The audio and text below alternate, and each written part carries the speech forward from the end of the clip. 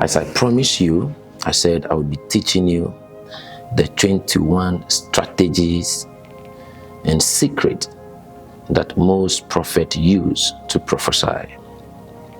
And I will also teach you among the 21 my favorite top 7 strategies and keys that I use to prophesy. So this is day 7, and I am giving you the 7th strategy that I use, which most prophets also use. This is day 7, and day 7, the 7th strategy that most prophets use to prophesy when prophesying. The 7th strategy that most prophets use when prophesying or to prophesy to people. And this is my favorite strategy, and I use this strategy anytime I am calling out somebody from the crowd. Anytime I'm calling somebody out of the crowd, I use this strategy, and it worked perfectly for me. And you see, when I started prophesying, I found out that sometimes I will call out a name, I will call out somebody, and the person will come forward from the crowd or from the congregation. And one major thing I find out that when I'm prophesying to the person, sometimes I mention details, name, the job the person do, or family, or strategic information, and I could see that the person is just panicking, and the person don't know whether to say yes or no, what we are saying is true. The confirmation doesn't come the way I want it. So when I decided to upgrade myself in the prophetic, I discovered this strategy. And this strategy, I use it almost any day, any time I am prophesying, especially when I'm calling out somebody from the crowd. Now, I found out that sometimes there are people who have never been prophesied to before. There are people who have never received accurate prophecy about their life, their finances, their family, or anything like that. So if you call them out of the crowd, maybe you said, I am hearing a name, and the Lord is telling me that there is a man here by name, or there's a woman here by name Joanne. And the Joanne that I'm talking about, Joanne, you have 3 daughters and 1 son. And you see, Joanne is never expecting that level of accuracy. Joanne is never expecting that out of the 1,000 or 100 of people gathered, you pick her up, mention her name, mention the name of her 3 daughters and her only son. So most of the time when these people come out, you can see that they are very panicking. They're like, oh my God, oh my God, oh my God, oh my God. So the 7th strategy is to take away the panic. Okay, so I call it panic relief. The 7th strategy is called panic relief. That is my favorite strategy I use, the panic relief. So when I call out somebody like that and the person is panicking, like, oh my God, oh my God, and at that moment, if you go ahead prophesying to that person, the person will frustrate you and confuse you. The person will say yes instead of saying no, and the person will say no instead of saying yes, because the person is the person is just panicking. The person is just out of this world. The person is overwhelmed. The person cannot even tell. That is where most people that are prophesied to, sometimes they have to go and watch the video to even tell what I told them. And sometimes some of them will reach out to me and say, Prophet, I remember you mentioned this name, and I say, I don't know anybody like that. But when I was watching the video, I realized that that is the name of my uncle. That is the name of my auntie. And I would be like, how come you couldn't remember the name of your uncle when I was prophesying to you in the church? They were panicking. So they couldn't even remember certain basic things I was prophesying about. So the panic relief is very important. So this is how I go about it. So sometimes when I call somebody and the person is panicking, like, I say, how are you doing? So the panic relief says that you need to establish a normal conversation with the person until the person is no longer panicking. The panic relief says that when you call out somebody or somebody come to you and the person is panicking, you need to establish a general conversation with the person to calm the person down before prophesying to the person. Okay, because sometimes there are people, when they come to see you, because of what they've seen you do, maybe on the radio, on the TV, or social media, how you prophesy to people, they are expecting that you are going to just start hitting the nail on the point, mention their name, their father's name, their relative, back, like that. So when they come and sit in front of you, or when they come to see you, they were like, so at that moment, you have to put in place this 7th key, the panic relief. So sometimes I'll be like, especially if the person is a female, I come with a compliment. I like your hair. Is it from China or India? So by the time I say, I like your hair, is it from China or India? Somebody who is doing like, all of a sudden will start laughing. And by the time the person finished laughing, the person is now ready to receive the prophetic word. Yeah, are you getting it? Yeah, so sometimes I use compliment. Yeah, sometimes I ask a question. Yeah, who invited you to this church? Who invited you to this conference? You see a lot of prophets ask some of these questions. Who invited you here? The prophet is not interested in who invited you. The prophet is not really interested to know who really invited you. It's just to calm you down. So people be like, I was expecting the prophet to prophesy to me, but he was just asking me questions. Yes, just to calm you down, to receive the prophetic word that is about to come. So who invited you here? Say, my uncle, yes, my uncle. Then the panic is still there. So we have to look for another question. Yeah, how far do you live from here? Where do you work? Yeah, where do you live? Where do you work?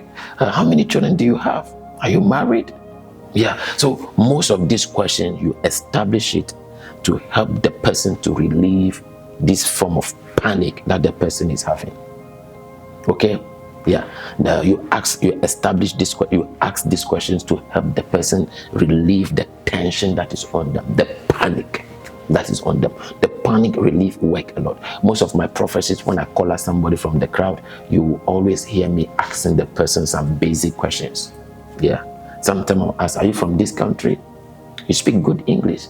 Yeah. I like your dress. I like your shoe. I like this. I like this. Just to calm the person down. So if you don't put in place this key and strategy, you can be giving somebody a very accurate prophecy, but the person is telling you no. Why? Because the person is panicking and the person can't even recall the accuracy you are operating with. You can even mention somebody's own son or daughter's name and the person will tell you, I don't know anybody by that name. Meanwhile, that is the son's name, that is the daughter's name. Why? Because the person is panicking and out of himself or herself. Out of himself or herself. And you see, at the end of these 21 days, all the principles, the keys, and the strategies you must know. As far as the prophetic is concerned, I will give it to you raw and raw and raw. One of the biggest key you must know about this secret is that there are exemptions. You don't ask certain questions that can be prophetically inclined. Okay, you don't answer the question. You know, what's the name of your husband? What is the name of your children? You don't ask specific questions. You just ask general questions. Sometimes, how are you? Yeah. Sometimes, how are you? Yeah. How are you? Is it the first time in this church, or is it the first time coming to this conference? Yeah. Were you here yesterday? Yeah. General questions.